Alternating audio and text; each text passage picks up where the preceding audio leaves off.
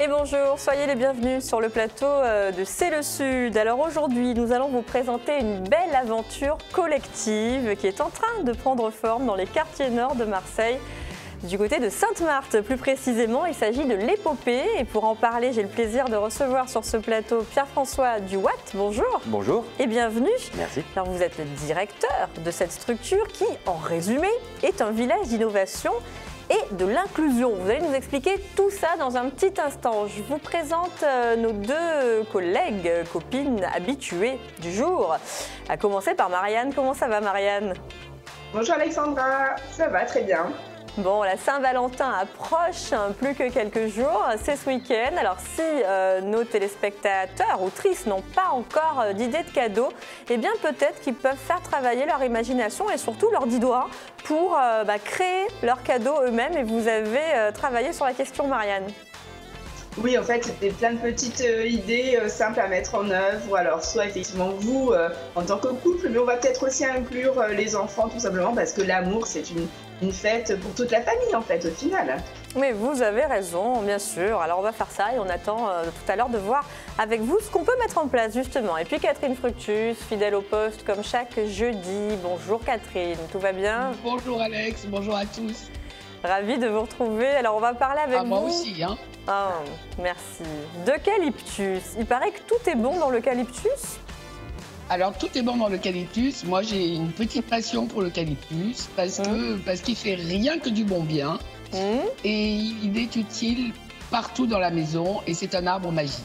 Bon, parfait. On verra ça aussi avec vous tout à l'heure. Mais on va démarrer par notre invité. Alors, Pierre-François Duwatt, je vous présentais tout à l'heure en disant qu'en résumé, on pouvait parler d'un projet à caractère éducatif, social, un village d'innovation et de l'inclusion. Les filles, est-ce que ça vous parle? D'après vous, de quoi s'agit-il? C'est quoi l'épopée? Avec ces quelques mots. Moi, je dirais que donc, pour le côté nouvelle technologie, donc forcément innovation, je dirais nouvelle technologie. Et inclusion, ça me ferait penser à l'inclusion de personnes en situation de handicap. D'accord. Catherine, une idée sur la question? Alors, nouvelle technologie, mais peut-être pas que. Je pense que ce sont des jeunes qui ont plein de projets, mais que personne n'a jamais aidé et personne s'en est jamais occupé. Et inclusion, peut-être, parce que qui veut peut venir pour présenter des projets et les mettre en œuvre avec l'aide des responsables de cette structure qui semble être magnifique. Alors, est-ce qu'elles sont sur la bonne voie? Alors, elles sont plus que sur la bonne voie, parce que vous avez quasiment tout dit. Donc, bravo. Au revoir, monsieur. Félicitations. Non, c'est tout juste. Tout ce que vous avez dit est juste, complété par un certain nombre de choses. En tout cas, ce qui est sûr, c'est que les vocations sont multiples. Les vocations de l'épopée sont multiples. Alors, expliquez-nous en quelques mots, avec vos mots, Pierre-François Duwatt, qu'est-ce que c'est que l'épopée? Alors, l'épopée, en quelques mots et concrètement, c'est un tout nouveau village de l'éducation et de l'inclusion. On l'a embrouillé. Voilà, vous m'avez embrouillé. On l'a embrouillé, Voilà, de l'innovation éducative et de l'inclusion. Donc ça, c'est en quelques mots. Ça, c'est pas très concret ce que je viens de dire.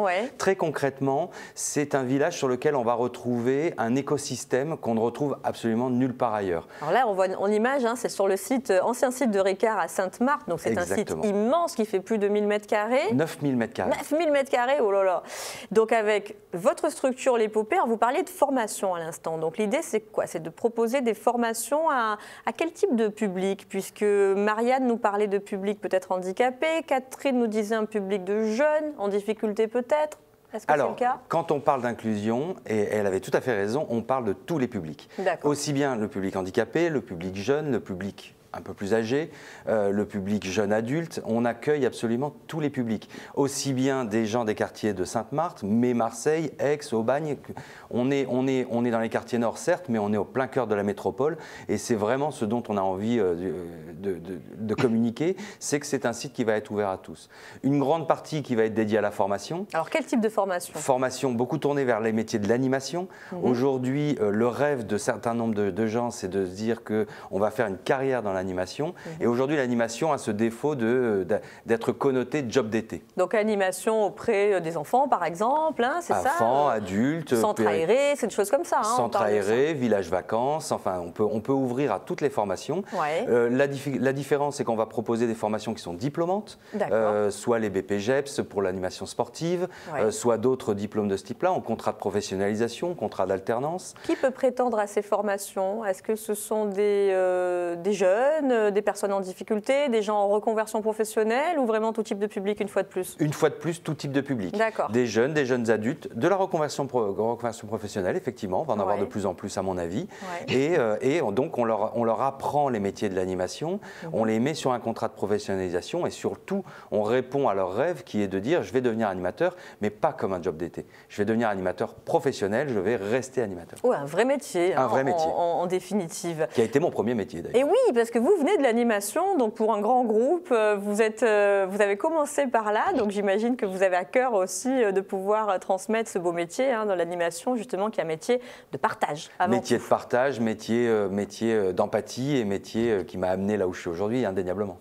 Alors, les métiers de l'animation, c'est une chose, mais vu la superficie du lieu, qu'allez-vous proposer d'autre? Alors, ce qu'on va proposer d'autre, on va aussi proposer une grosse partie activité sur le coworking et l'hébergement d'entreprises. Mais quand je dis entreprise, c'est les entreprises, les start-up, mais aussi les associations. On accueille une fois de plus, et c'est la volonté de l'épopée, accueillir tout le monde. Donc, dans des espaces qui sont les anciens sièges de Ricard et qui sont absolument magnifiques. C'est-à-dire qu'en plus, on va les accueillir dans des conditions qu'on retrouvera, à mon avis, dans peu d'endroits. Et le principe de pouvoir mettre côte à côte toutes ces entreprises, start-up, associations, de l'innovation solidaire ou pas d'ailleurs, dans le même endroit, va créer une énergie, va créer une synergie qui va être absolument incroyable et qui va permettre très certainement à ce que les choses se passent vers le haut. Oui, et puis créer des idées, des passerelles justement entre les entreprises qui peuvent donner lieu à d'autres idées, d'autres projets. Finalement. Exactement, et puis sur un même site avoir accès à ces formations. On en parlera aussi, donc ça c'est le gros volet qui est sur la partie formation, la partie coworking, espace coworking, hébergement de sièges d'entreprises ou d'associations. On va aussi avoir toute une partie qui va être dédiée au e-gaming, puisque l'un des partenaires fondateurs de l'épopée... Alors Catherine, elle adore qu'on parle uniquement français. Le e-gaming, c'est... C'est le jeu vidéo. Je suis là pour vous, Catherine, vous avez vu. Merci, Alex. Merci. Je veille au grain. Donc le jeu vidéo, formation dans le secteur du jeu vidéo un petit peu des deux. C'est-à-dire que l'un des partenaires fondateurs qui s'appelle MCES, et qui aujourd'hui pilote des équipes professionnelles de e-gaming, e-sport, jeux vidéo, sport vidéo, en ligne. Donc on a sport en ligne, donc on a vraiment des équipes professionnelles qui vont être à demeure au niveau de l'épopée. Et c'est aussi un moyen d'accéder à des jeunes qui sont passionnés par ça.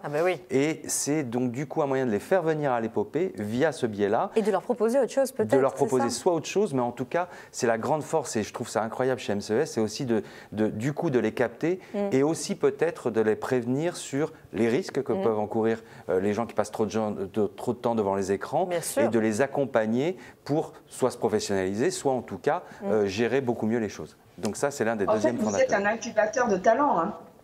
Véritable incubateur de talent. En réalité, nous, ce qu'on recherche avec l'épopée, c'est pour ça qu'on a eu l'occasion d'avoir un site aussi grand, c'est de pouvoir dire à tout le monde, si vous avez un rêve, si vous avez un talent, si vous ne savez pas comment l'exprimer, venez. En tout cas, ce qui est sûr, c'est qu'il y aura toujours quelqu'un pour vous répondre, pour vous orienter et pourquoi pas pour vous intégrer dans une formation, une start-up, une association qui va vous aider à ça.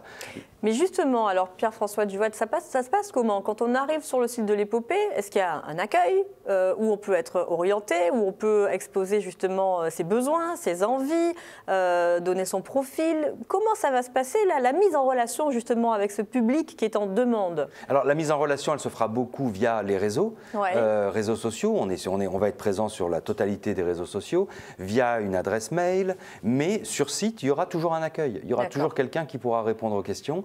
Donc, dès que le site ouvrira et dès que le site sera en fonction, on aura moyen de venir directement à l'épopée et pouvoir et se renseigner sur ce qu'on peut y faire, le type de formation. Alors là, on a compris, on est vraiment au tout début, au balbutiement du site qui vient d'ouvrir ses portes.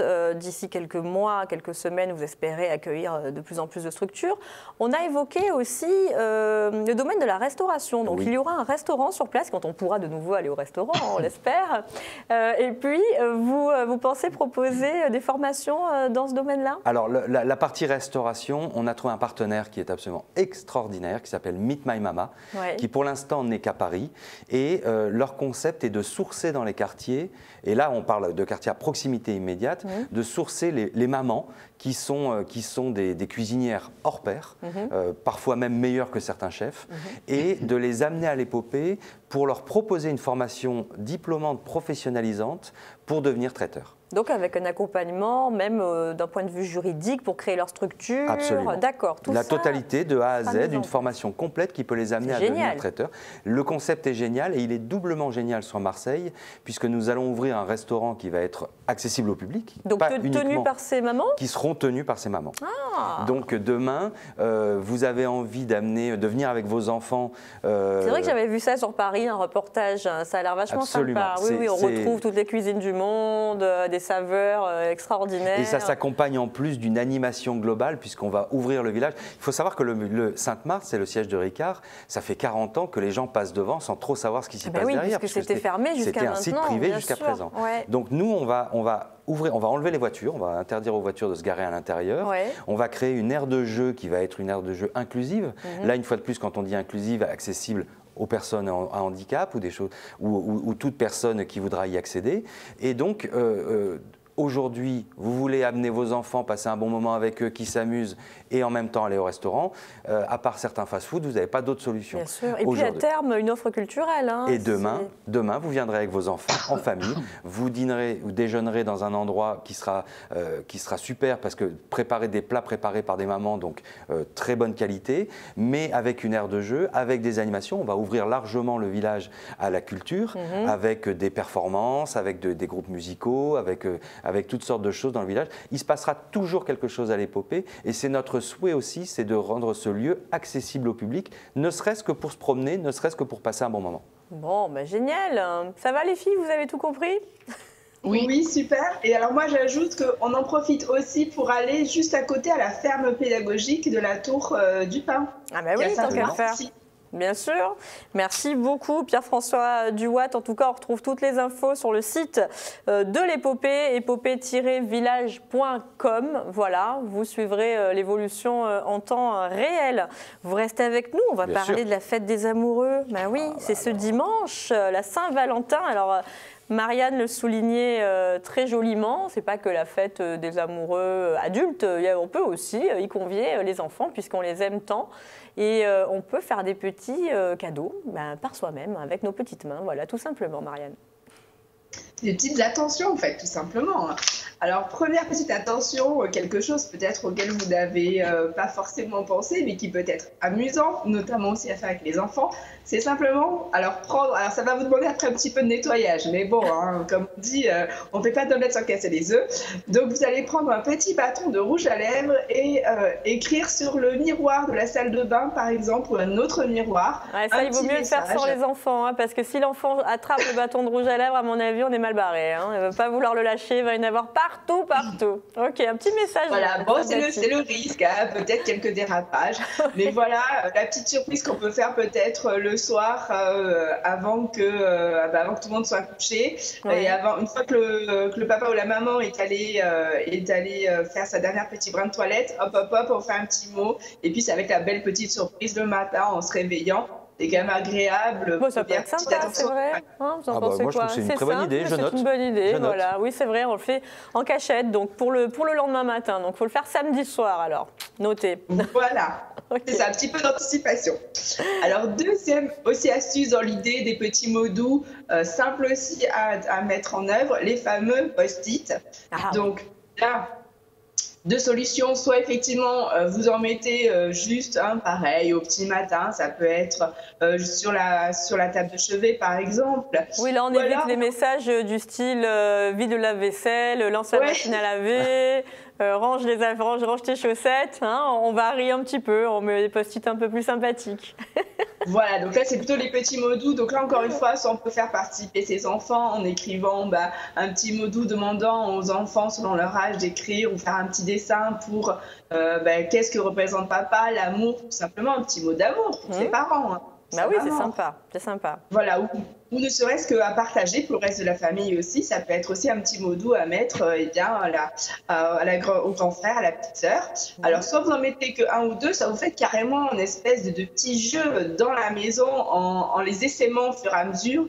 Et en fait, par exemple, le challenge sera de retrouver les 15 mots doux qui ont été dispatchés dans la maison. Ah bah oui, voilà, en plus du coup, on a un jeu sous la main qui peut occuper pendant 20 bonnes minutes, c'est pas mal. Bonne idée. Exactement. Donc ça peut être aussi, là il faut pareil faire travailler son imagination dans le frigo, dans le placard à chaussures, accroché par exemple peut-être sous un trou derrière le trousseau de clés, plein de petites idées comme ça. Ok. Un autre presque classique, j'allais dire, vous connaissez les fameux fortune cookies qu'on mange souvent en début d'année. Les fortune cookies, non, c'est quoi? Vous connaissez, vous, Pierre-François? Fortune cookies, non, ça me dit rien. Non, on ne connaît pas. On a jamais fait ça, nous. Des petits biscuits. Souvent, on trouve ça dans les magasins asiatiques. On les casse et à l'intérieur, il y a un petit mot. Ah, mais je vous jure, je n'ai jamais eu ça sous la main. Et vous? Ah, moi, oui. Oui. Moi, j'ai déjà eu l'occasion. J'ai jamais eu cette chance. Mais on trouve ça. Ça s'appelle les fortune cookies. Donc, c'est un petit biscuit sec et à l'intérieur, vous le cassez. Souvent, c'est dans les restaurants asiatiques et il y a un petit mot qui va vous annoncer une prédiction. Voilà. Il faut faire attention avec les prédictions. C'est faire en forme fait maison. Donc, soit vous faites un petit gâteau type muffin et donc vous faites un petit trou dessous et vous rentrez votre petit papier dans lequel vous aurez fait une petite déclaration.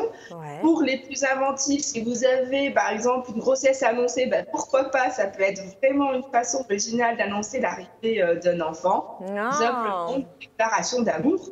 Il ne faut pas qu'il s'étouffe avec le gâteau, le papa. Hein. Oui. Tout dépend comment la nouvelle est reçue et perçue.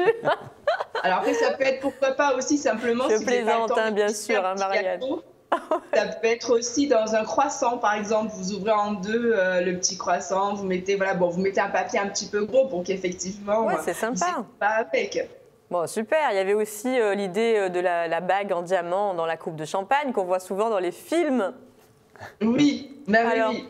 Bon, là, ça demande, c'est plus du DIY, ça demande un petit peu plus d'investissement. Exactement, mais ça fait toujours plaisir. On peut faire effectivement des petits plats surprises. Voilà. Okay. Une autre idée pour toute la famille qui va changer, c'est le cadavre exquis. Je ne sais pas si vous connaissez. Oui. Voilà. Donc là, en fait, soit vous prenez, comme par exemple là, cette idée-là, une feuille que vous repliez, et donc chaque enfant va commencer à faire un petit dessin, ou ça peut être aussi un petit mot, un petit texte. Et en fait, vous repliez, et puis après, c'est l'enfant suivant qui va prendre la suite. Donc en fait, on ne sait pas ce que ça va donner. C'est à la fin, une fois que tout est déplié, une fois que chacun a mis sa part, qu'on ouvre et qu'on découvre effectivement soit un dessin original, ça peut être aussi un texte tout à fait original sur le thème là effectivement de l'amour. Voilà, mais c'est l'idée de chaque enfant participe, chaque membre de la famille participe et ça fait un souvenir de Saint-Valentin plutôt original. Bah oui, c'est une bonne idée. Et dernière idée, les fameux bons cadeaux. Donc là, ça va pas être l'idée d'en acheter, mais ça va être juste l'idée de faire un bon cadeau soi-même. Parce que y a donc par exemple un petit massage, une petite journée détente, un petit week-end improvisé, des choses comme ça. Exactement, donc soit quelque chose que vous allez organiser a posteriori, soit même quelque chose que vous faites vous-même, pour un petit dîner maison, pour te faire ton plat préféré, effectivement un petit massage maison, ou simplement une soirée en amoureux, écouter à la télévision, voilà. Qu'est-ce que vous choisissez, Pierre-François? Moi, j'aime bien la dernière idée. Je trouve ça plutôt sympa, la dernière idée. Oui, le petit bon personnalisé. Moi, j'ai déjà une idée de cadeau, mais je ne peux pas le dire. Non, on ne le dit surtout pas. Oui, non, ce sera la surprise pour elle dimanche. Merci, Marianne, pour toutes ces belles idées, en tout cas, qu'on a bien notées. Et puis, pourquoi pas offrir de l'eucalyptus, tiens, puisque ça fait du bien, Catherine, à la Saint-Valentin. Est-ce que c'est approprié, vous pensez? Et pourquoi pas? Alors, pour la Saint-Valentin, pas forcément, mais pour faire un petit massage, pourquoi pas? Ah. Pourquoi pas? Ah oui, c'est vrai que l'eucalyptus, alors oui, tous ces bienfaits, vous allez nous les exposer, puisqu'il paraît que ça fait tellement de bien. Oui, alors déjà l'intérêt de l'eucalyptus, qui est vraiment un arbre emblématique de tout le Sud, c'est qu'il a des feuilles persistantes. Les mairies de nos grandes villes devraient s'en souvenir au lieu de nous planter des arbres exotiques qui servent à rien, qui perdent leurs feuilles. Ça, c'est dit. Ça, c'est dit. Vous planterez de l'eucalyptus à l'épopée. De l'eucalyptus partout à l'épopée. N'oubliez pas, c'est promis. Ah oui, voilà. N'oubliez pas, camphrier, eucalyptus, ça pousse à toute allure et on l'a complètement oublié. Bon. Alors notre eucalyptus, autrefois, on en faisait des haies pour séparer les jardins, etc. Parce que évidemment c'est un coupe-vent, mais en plus, il éloigne complètement les moustiques. Ah. Et ça fait partie des trucs qu'on a oubliés. Donc même si on a une petite terrasse ou un balcon, si on plante un petit eucalyptus, c'est une super idée. Et après, quand il sera trop grand, on l'offrira à des copains qui ont un jardin, bien sûr. Bien sûr. Et notre eucalyptus, je parle de celui qui a les feuilles longues, on l'appelait depuis la nuit des temps l'arbre à la fièvre. Pourquoi ? Donc ça date pas d'hier, et comme ça a traversé les temps, c'est peut-être que ça marche un peu. Alors l'arbre à la fièvre, parce que c'est notre arbre miracle pour l'hiver. Et il y a encore pas si longtemps, dans toutes les maisons, il y avait tout le temps une casserole qui chauffait avec des feuilles d'eucalyptus, parce que les microbes détestent l'eucalyptus et que c'est totalement antiseptique. Ah, d'accord, c'est bon à savoir en ce moment. Et il est magique en hiver pour lutter contre les petits rhumes, la sinusite, une petite bronchite, enfin tous les maux de l'hiver, si vous voulez. Donc on fait juste bouillir des feuilles dans une casserole et on laisse infuser, on laisse comme ça. Et on le laisse et ça se diffuse dans la maison. D'accord. Et en prévention, en hiver, en prévention des petits rhumes, des petites bronchites, on laisse dans la chambre des enfants, sur le radiateur, un bol rempli d'eau avec des feuilles d'eucalyptus. D'accord, très bien. Et ça, évidemment, en hiver, on se nourrit de miel d'eucalyptus, qui est le miel de l'hiver par excellence. Alors, on attaque. Si on a le nez un petit peu bouché, avant d'aller se coucher, on va se faire une petite inhalation avec du thym et de l'eucalyptus, que de l'eucalyptus, ça va très bien aussi. D'accord. Et on va verser 3 gouttes d'huile essentielle d'eucalyptus sur l'oreiller. D'accord. Mais évidemment, jamais pour les enfants petits, jamais pour les femmes enceintes, etc. On fait attention. Pour les rhumes, on a une fameuse et réputée huile d'eucalyptus qui serait absolument excellente contre toutes les infections respiratoires. Alors, c'est génial parce que la fabriquer, ça prend 3 minutes. On va mettre une quinzaine de feuilles d'eucalyptus long dans à peu près 20 centilitres d'huile végétale, tournesol par exemple, parce qu'elle sent rien et elle pénètre très vite dans la peau. On va la laisser macérer 14 jours à température ambiante. On va filtrer, c'est très facile parce qu'il suffit d'enlever les feuilles. On met en bouteille et on conserve à l'ombre et bien bouché, bien sûr. Et cette huile, on va l'utiliser pour frictionner, pas masser. C'est pas pareil, la friction et le massage. On est d'accord. Un peu plus vif, un geste un peu plus rapide. On va frictionner le thorax et le dos. On peut l'appliquer sur les enfants, là, en revanche, du coup ? Oui, absolument, parce que ce sont des feuilles, ça n'est pas de l'huile essentielle. Et alors, cette huile, ce qui est magique, c'est qu'elle est également excellente contre les douleurs articulaires. Ah. Et là, on va masser les articulations douloureuses 3 fois par jour avec notre huile magique. Et c'est pas fini. Elle est également incroyablement bénéfique contre les toutes petites brûlures. D'accord. Parce que ça permet de cicatriser assez vite.